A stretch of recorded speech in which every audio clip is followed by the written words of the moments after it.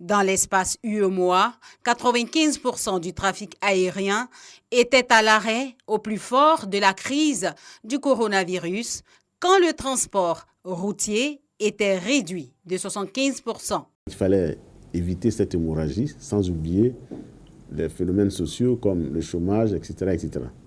Donc les États ont demandé à ce qu'on intervienne. Nous avons donc procédé à un examen de la situation et aussi à proposer un protocole. C'est ce que les pays aujourd'hui appliquent.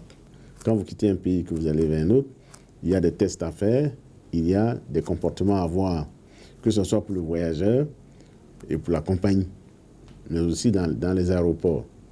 Et donc nous avons harmonisé cela et ça a permis la réouverture des frontières. Si la crise sanitaire qui perdure a réussi à freiner le transport et même ralentir les activités de l'organisation dans leur ensemble, elle ne stoppe pas pour autant les projets d'envergure. En termes d'aménagement du territoire, au cours du mois de septembre, le schéma de développement régional, qui est un schéma d'aménagement du territoire, ce qu'on appelle le SDER, a été donc validé, adopté par le Conseil des ministres.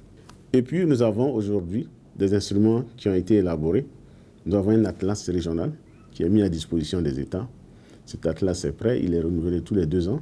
Et nous avons un projet d'importance sur le logement abordable.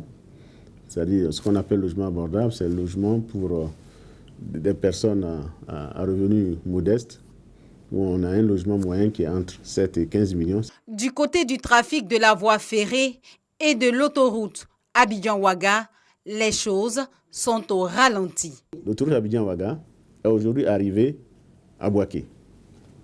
Et il reste 2 choses. Il reste le tronçon Bouaké, frontière Burkina. Et puis nous avons du côté donc, du Burkina, du Ouaga, à la frontière Côte d'Ivoire. Face aux menaces sécuritaires liées aux crimes transfrontaliers, aux attaques terroristes, au trafic illicite de migrants, l'UEMOA mène des actions concertées avec d'autres organisations de la sous-région.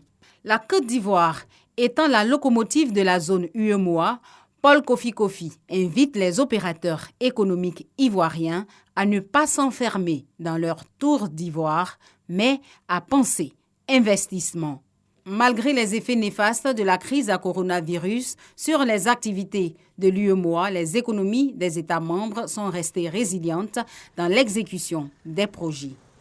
La Commission de l'administration territoriale, des infrastructures et des transports, dont Paul Kofi Kofi a la charge, elle maintient le cap.